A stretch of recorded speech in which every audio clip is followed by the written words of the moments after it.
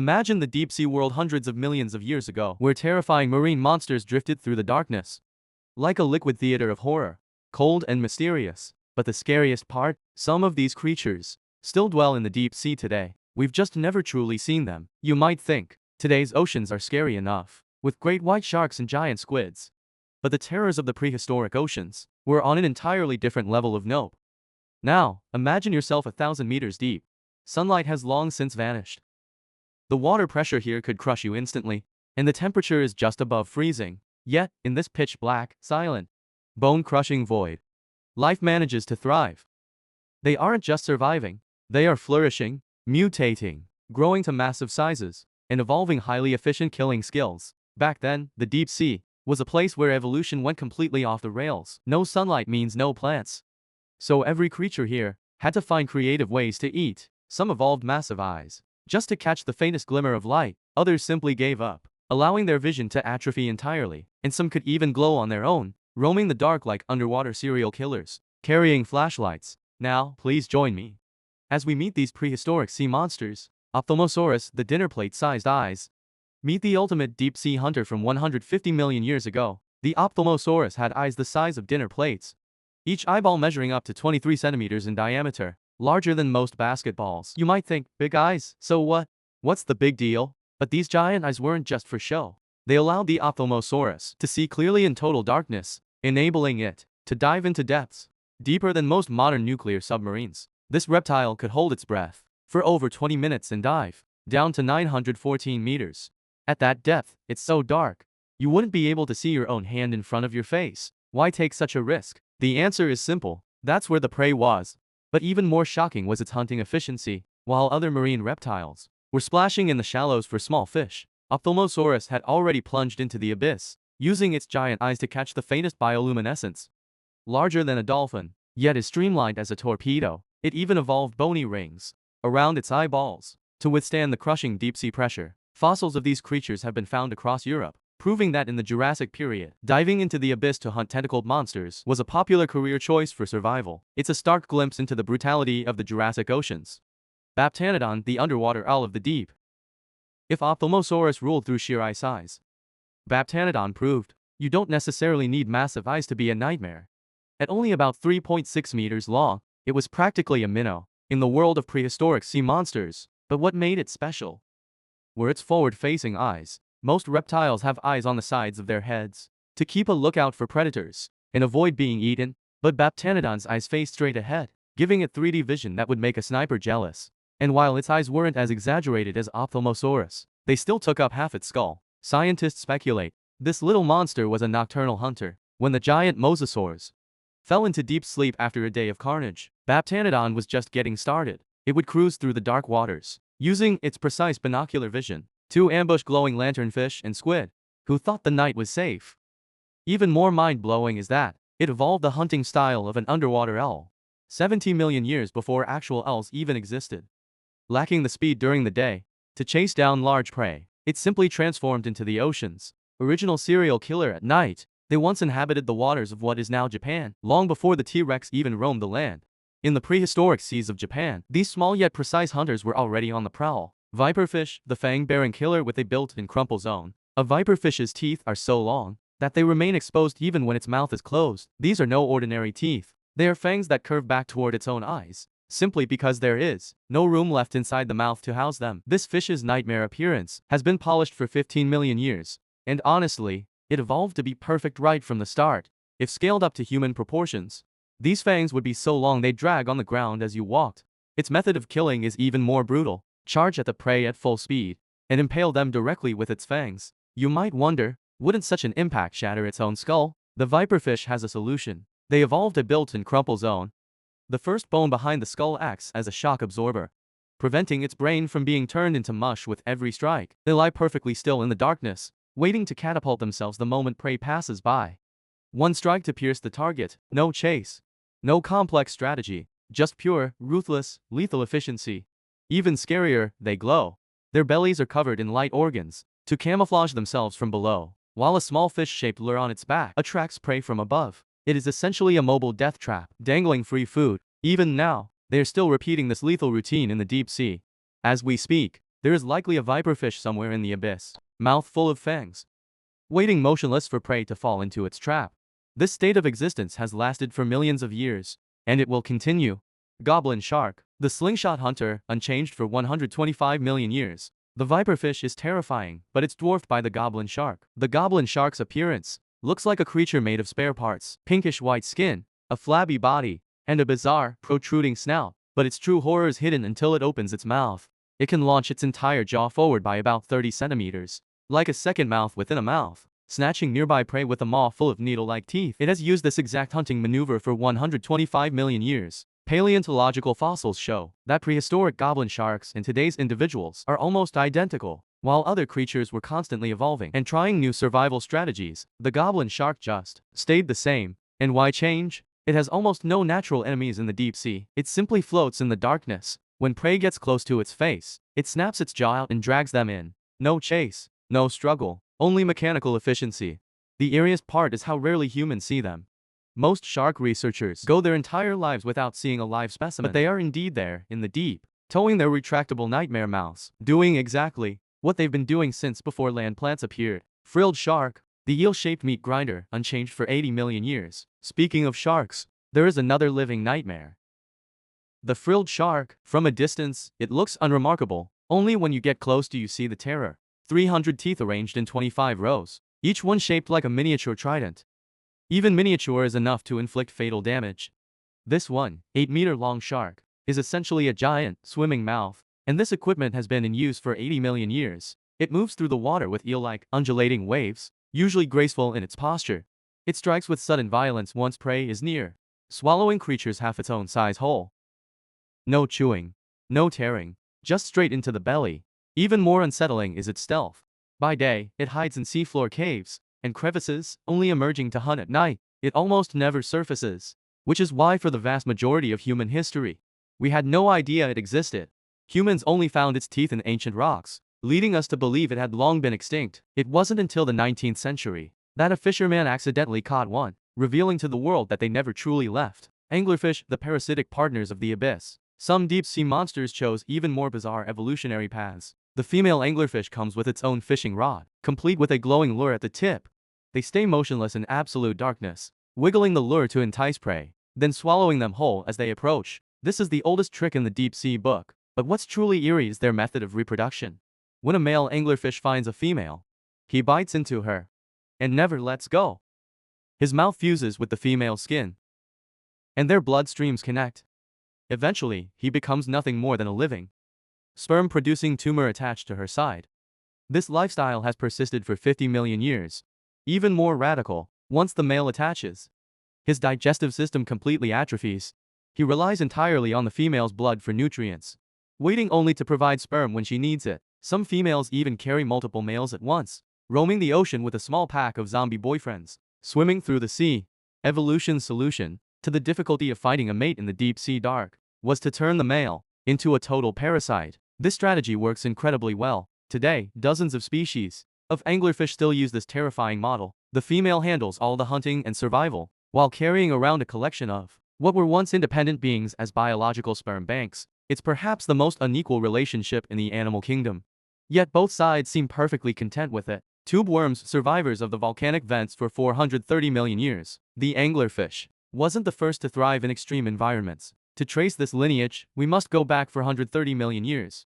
Back then, as seafloor fissures wrenched open, spewing superheated water that would boil anything within miles, tube worms made it their home, building ecological cities. These are no ordinary worms.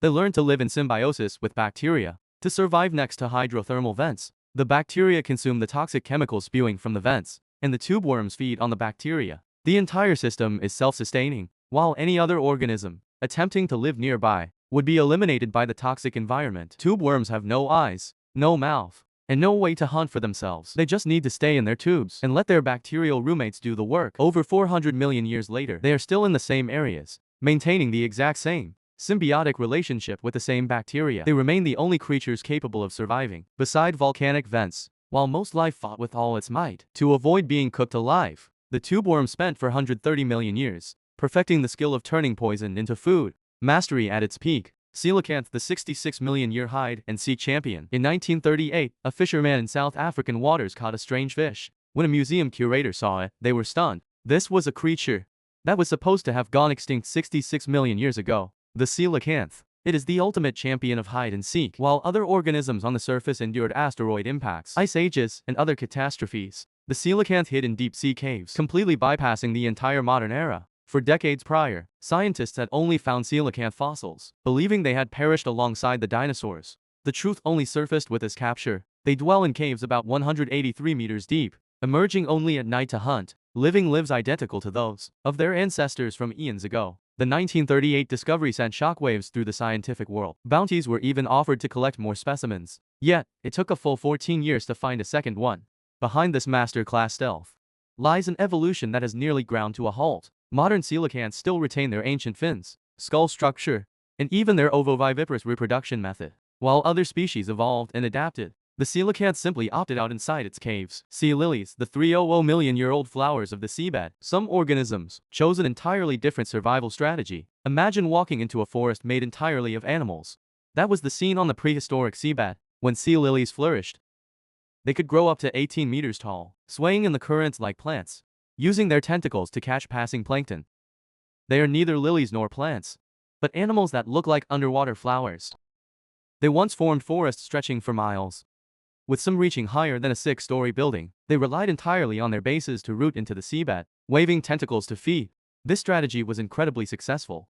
Though most sea lilies vanished during the Great Permian extinction, a few species migrated to the deep sea, continuing to thrive in the abyss. It wasn't until the 19th century that humans recovered live specimens from the deep, proving they were far from extinct. Though today sea lilies have shrunk in size and number, they are still down there, doing exactly what they've done for 300 million years, rooting to the floor, waving tentacles, and catching plankton. A perfect example of mastering a single, timeless trick. Abyssosaurus, the settler of the true deep. As a type of plesiosaur, Abyssosaurus wasn't content with just diving occasionally.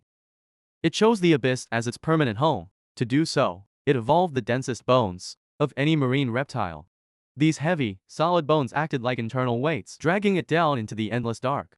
While most marine reptiles had light, porous bones to stay buoyant and swim efficiently near the surface, Abyssosaurus did the opposite. It turned its skeleton into an anchor, intent on sinking and staying in the deep. Equipped with barrel-shaped lungs, it could store enough air to support long, deep dives. It would then drop like a stone into depths that would instantly crush a human. In total darkness, it would patrol slowly just above the seabed, using giant eyes to search for any prey daring to wander the void. Its long neck structure allowed it to catapult its head forward, capturing prey before they could even react. This was no fleeting evolutionary experiment. Abyssosaurus lived like this for millions of years during the early Cretaceous. While other plesiosaurs splashed in shallow lagoons, it was already dwelling in the darkest reaches, living a life straight out of a horror film. Spitsbergen ichthyosaur, the upward gazer of the Arctic. 145 million years ago, this creature inhabited the polar regions. The months-long polar night in winter was a fatal obstacle for most reptiles, but for this hunter, it was an opportunity. The giant eyes of this ichthyosaur pointed straight up, spending its life staring at the surface, waiting for prey to swim overhead. It used the faint, filtered light to spot silhouettes. Once a target was locked, it would surge from the depths, like a monster from a nightmare, snatching the prey from below. Stranger still, scientists found stones in its stomach, not fish bones, not squid beaks, but pure rocks. Its name translates to Eye of the North, essentially a giant, swimming eyeball in the Arctic. Trilobites, the blind survivors who voluntarily abandoned the light. For 200 million years, trilobites held the throne as the dominant force of the oceans.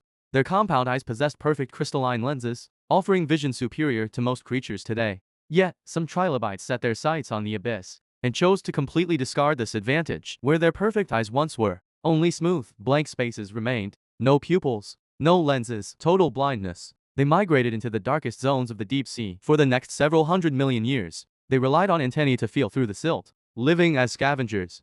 This wasn't a gradual evolutionary step. Descendants directly abandoned the perfect sight of their ancestors. It was as if some force decreed vision to be worthless, and crawling blindly on the seafloor was the true path. Clearly, this choice had its merits. Blind trilobites once covered the deep sea, thousands upon thousands of individuals, groping, bumping, and feeding in the dark, with no idea what their surroundings looked like. Yet they outlasted several mass extinctions. After all, if you can't see the asteroid coming, you don't have to worry about it. The last trilobites on Earth were likely these blind deep-sea dwellers, crawling through the muck, feeding in the shadows, entirely unaware that they were the final legacy of a once mighty species. Sometimes, ignorance truly is bliss. Giant isopods. The deep-sea slackers who can go 5 years without food. In today's deep sea, there is an invincible specialized scavenger, the giant isopod, which looks like a massive woodlouse. It's as if a common woodlouse spent 30 million years on protein powder and steroids. Growing to the size of a football, they can survive for 5 consecutive years without eating. A true miracle of survival. Of course, their appearance is equally horrifying. One captive giant isopod famously died after refusing food for 5 straight years, almost as a defiant message to humanity. You are not worthy of feeding me. They dwell on the deep seafloor, where food is extremely scarce. Therefore, when a carcass sinks from above, it's like Christmas for them. Hundreds of giant isopods can catch the scent from miles away and swarm the site. Once they find a whale fall or a fish carcass, they gorge themselves until they can barely move, a state akin to a post-holiday food coma. They can then go months or even years before their next meal. The most absurd part is their patience. Most animals would starve in weeks, but the giant isopod has turned waiting into an art form. When facing a predator, they don't run. They simply curl into a ball and wait for the predator to lose interest. The ocean's ultimate avoidant personality. Didymosaurus. The 200-year-old paperclip monster. The fossils of Didymosaurus discovered by scientists resemble a giant squid shell twisted into a paperclip. Remarkably, this creature could live for 200 years, longer than most known long-lived dinosaurs. Very few creatures on Earth can surpass the 200-year mark. The Greenland shark is one of the few that comes to mind. While most ammonites had tight, efficient spiral shells, Didymosaurus went the opposite way. It evolved a massive, U-shaped shell, navigating the ancient oceans for centuries in this paperclip shape, reaching lengths of up to 3 meters. Its form was so bizarre that, when paleontologists first found the fossils, they thought they were seeing the remains of several different creatures stuck together. No one believed a creature would voluntarily evolve such a shape and carry it for 200 years. But clearly, the paperclip design worked. Didymosaurus would float vertically in the water, its head dangling from the bottom of the U, silently snatching up any prey that passed by. Charnia, the 565 million-year-old alien feather of the deep. If we're talking about the most alien presence, that title belongs to Charnia from 565 million years ago.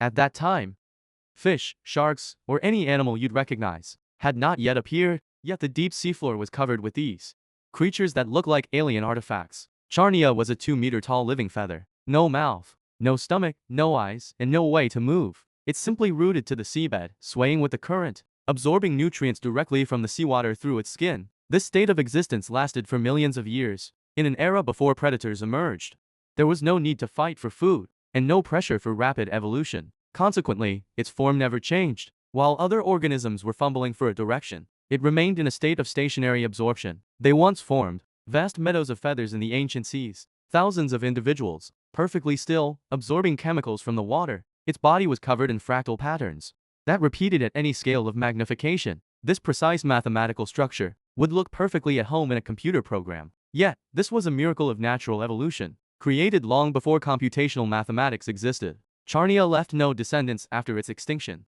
Today, no living creature shares a lineage with it. It was an evolutionary experiment that lasted 30 million years, only to vanish completely, leaving only fossils to prove it ever existed. The existence of these prehistoric creatures makes us wonder, in today's deep sea, could there still be unknown life beyond our imagination?